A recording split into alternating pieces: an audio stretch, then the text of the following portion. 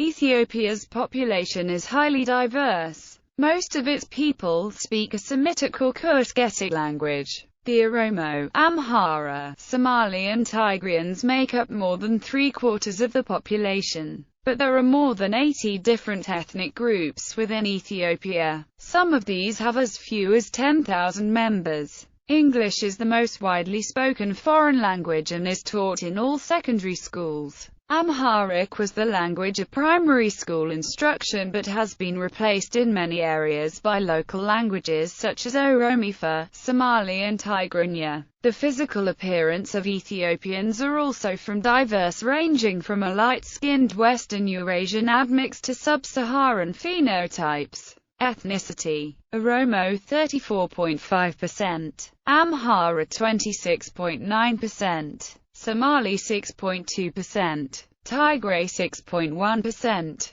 Sidama 4%, Gurage 2.5%, Welata 2.3%, Hadia 1.7%, Afar 1.7%. Languages. According to the 2007 Ethiopian census, the largest first languages are Oromo 24,929,567 speakers or 33.8% of the total population, Amharic 21,631,370 or 29.33%, Somali 4,609,274 or 6.25%, Tigranya 4,324,476 or 5.86%. Sidamo 4,981,471 or 5.84%, Welata 1,627,784 or 2.21%, Gurage 1,481,783 or 2.01%, and Afar 1,281,278 or 1.74%. Widely spoken foreign languages include Arabic, English, and Italian. Religion. According to the CIA fact book, the religious demography of Ethiopia is as follows: Ethiopian Orthodox 43.5%, Muslim 33.9%, Protestant 18.6%. Traditional 2.6%, Catholic 0.7%, other 0.7%.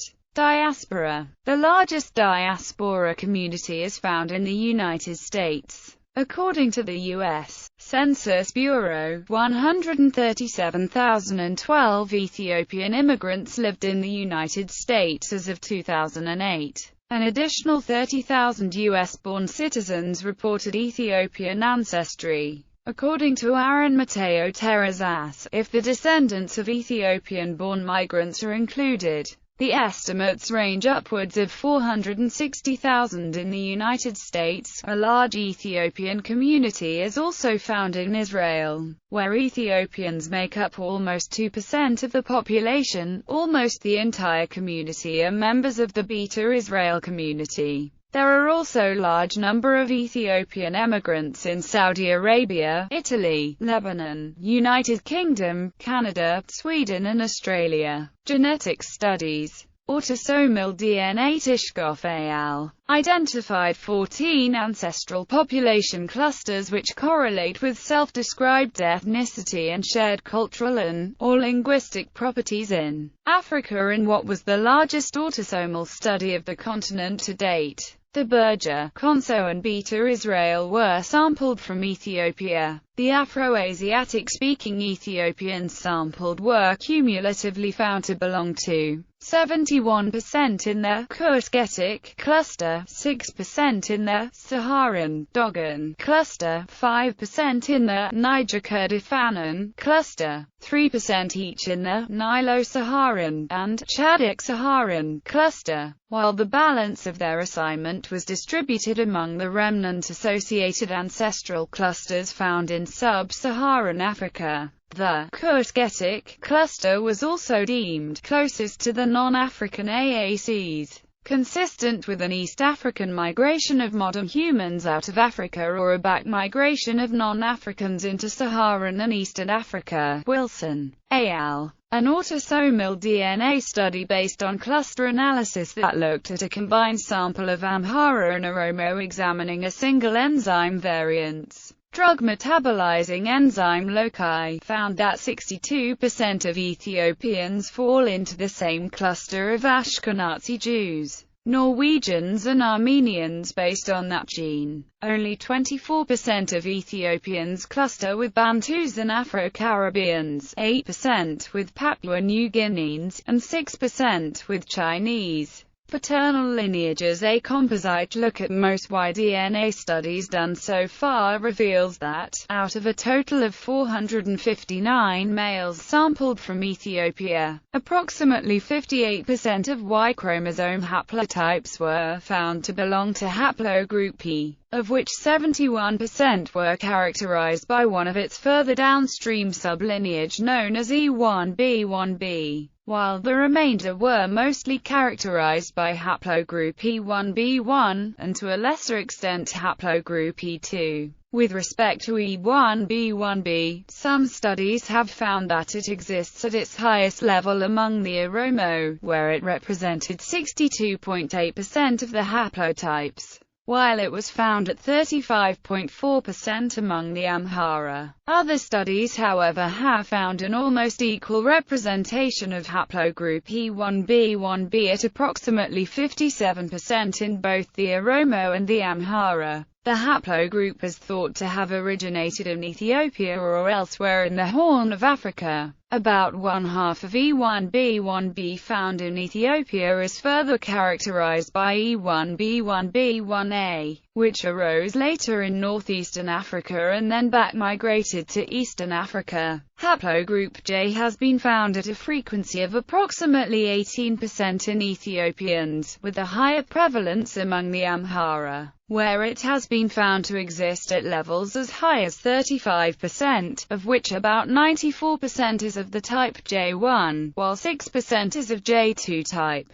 On the other hand, 26% of the individuals sampled in the ARSI control portion of Moran et al. Were found to belong to haplogroup J. Another fairly prevalent lineage in Ethiopia belongs to haplogroup A, occurring at a frequency of about 17% within Ethiopia. It is almost all characterized by its downstream sublineage of A3b2, restricted to Africa, and mostly found along the Rift Valley from Ethiopia to Cape Town. Haplogroup A represents the deepest branch in the human Y-chromosome phylogeny. Maternal lineages. The maternal ancestry of Ethiopians is similarly diverse. About half of Ethiopians belongs to mtDNA haplogroups L0, L1, L2, L3, L4, L5, or L6. These haplogroups are generally confined to the African continent. They also originated either in Ethiopia or very near. The other portion of the population belong to haplogroup N and haplogroup N1. There is controversy surrounding their origins as either native or a possible ancient back migration into Ethiopia from Asia. Passerino et al. Suggested that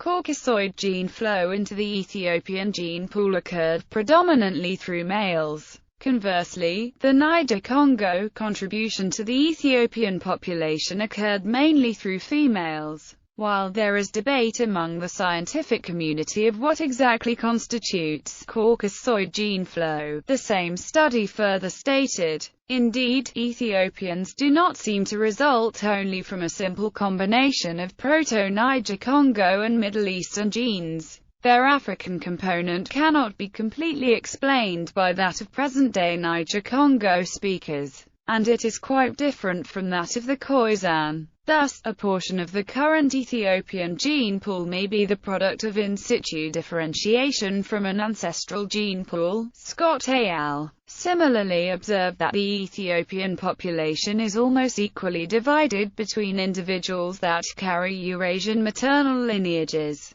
and those that belong to African clades. They describe the presence of Eurasian clades in the country as sequences that are thought to be found in high numbers in Ethiopia, either as a result of substantial gene flow into Ethiopia from Eurasia, or as a result of having undergone several branching events, endemic diffusion, acting as founder lineages for non-African populations. The researchers further found no association between regional origin of subjects or language family and their mitochondrial type. The haplogroup distribution amongst all subjects from different geographical regions of Ethiopia is displayed in Table 3, as can be seen graphically in Fig. 3. The mtDNA haplogroup distribution of each region is similar, with all regions displaying similar proportions of African L haplogroups. No association was found between regional origin of subjects and the mitochondrial type. Similarly, the mtDNA haplogroup distribution of subjects speaking languages from each family is shown in Table 3. Again, there was no association between language family and mitochondrial type, as can be seen in Fig. 4. The haplogroup distributions of each language family are again very similar. In addition, Musilova et al. Observed significant maternal ties between its Ethiopian and other Horn African samples with its Western Asian samples, particularly in terms of the HV1b mtDNA haplogroup. The authors noted, detailed phylogeography of HV1 sequences shows that more recent demographic upheavals likely contributed to their spread from West Arabia to East Africa, a finding concordant with archaeological records suggesting intensive maritime trade in the Red Sea from the 6th millennium BC onwards. According to Cerny et al., many Ethiopians also share specific maternal lineages with areas in Yemen and other parts of northeast Africa. The authors indicate that the most frequent haplotype in west coastal Yemen is 16126-16362, which is found not only in the Ethiopian highlands but also in Somalia, Lower Egypt and at especially high frequency in the Nubians. The Tihama share some West Eurasian haplotypes with Africans, e.g. J and K with Ethiopians, Somali and Egyptians. Origins. Ethiopia and Sudan are largely agreed upon by most linguists as the Afroasiatic Urheimat. More recent linguistic studies as to the origin of the Ethio-Semitic languages seem to support the DNA findings of immigration from the Arabian Peninsula, with a recent study using Bayesian computational phylogenetic techniques finding that contemporary Ethio-Semitic languages of Africa reflect a single introduction of early Ethio-Semitic from southern Arabia approximately 2,800 years ago, and that this single introduction of Ethio-Semitic underwent rapid diversification within Ethiopia and Eritrea. The study also went further to state, thus, we propose that the current distribution of Ethio-Semitic reflects a process of language diffusion through existing African populations with little gene flow from the Arabian Peninsula. There are many theories regarding the beginning of the Ethiopian civilization. One theory, which is more widely accepted today, locates its origins in Africa, while acknowledging the influence of the Sabines on the opposite side of the Red Sea. At a later period, Ethiopian civilization was exposed to Judaic influence, of which the best-known examples are the Command and Ethiopian Jews ethnic groups, but Judaic customs, terminology, and beliefs can be found amongst the dominant culture of the Amhara and Tigrinya. Indian alphabets have been claimed as the example used to create the vowel system of the Ge'ez Abugida. History. Around the 8th century BC, a kingdom known as D-Mount was established in northern Ethiopia and Eritrea, with its capital at Yeha in northern Ethiopia. After the fall of D-Mount in the 5th century BC, the plateau came to be dominated by smaller successor kingdoms. until the rise of one of these kingdoms, the Aksumite kingdom, ancestor of medieval and modern Ethiopia, during the 1st century BC, which was able to reunite the area. They established bases on the northern highlands of the Ethiopian plateau and from there expanded southward.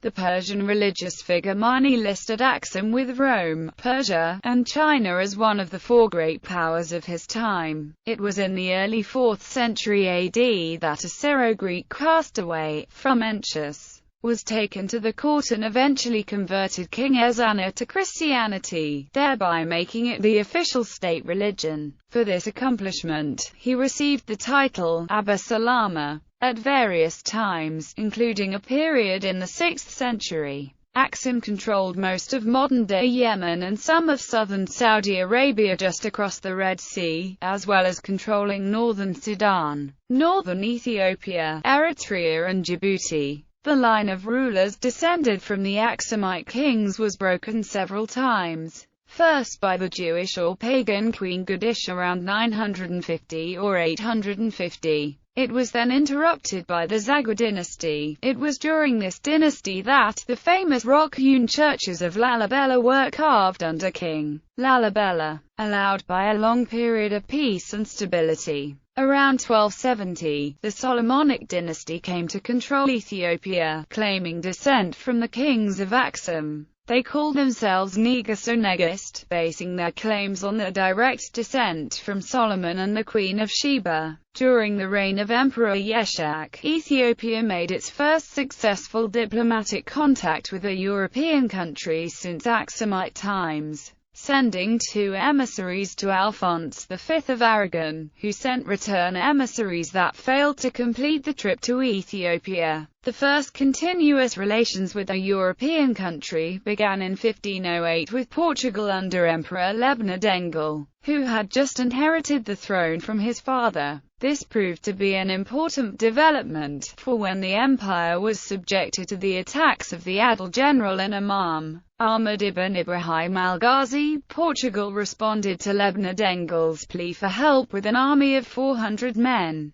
who helped his son Gelawdew's defeat Ahmad and re-establish his rule. However, when Emperor Suetonius converted to Roman Catholicism in 1624, years of revolt and civil unrest followed, resulting in thousands of deaths. The Jesuit missionaries had offended the Orthodox faith of the local Ethiopians, and on the 25th of June 1632 Suetonius' son, Emperor Fasilides, declared the state religion to again be Ethiopian Orthodox Christianity, and expelled the Jesuit missionaries and other Europeans. All of this contributed to Ethiopia's isolation from 1755 to 1855, called the Zemene Mesafint or Age of Princes. The emperors became figureheads, controlled by warlords like Ras Mikhail Sehul of Tigray, and later by the Oromo Yeju dynasty. Ethiopian isolationism ended following a British mission that concluded an alliance between the two nations. However, it was not until the reign of Emperor Tewodros II, who began modernizing Ethiopia and re-centralizing power in the emperor, that Ethiopia began to take part in world affairs once again. The 1880s were marked by the scramble for Africa and modernization in Ethiopia, when the Italians began to vie with the British for influence in bordering regions. Iseb, a port near the southern entrance of the Red Sea, was bought from the local Afar Sultan, vassal to the Ethiopian emperor, in March 1870 by an Italian company, which by 1890 led to the Italian colony of Eritrea. Conflicts between the two countries resulted in the Battle of Adawa in 1896, whereupon the Ethiopians defeated the Italian forces and remained independent, under the rule of Menelik II. Italy and Ethiopia signed a provisional treaty of peace on 26 October 1896.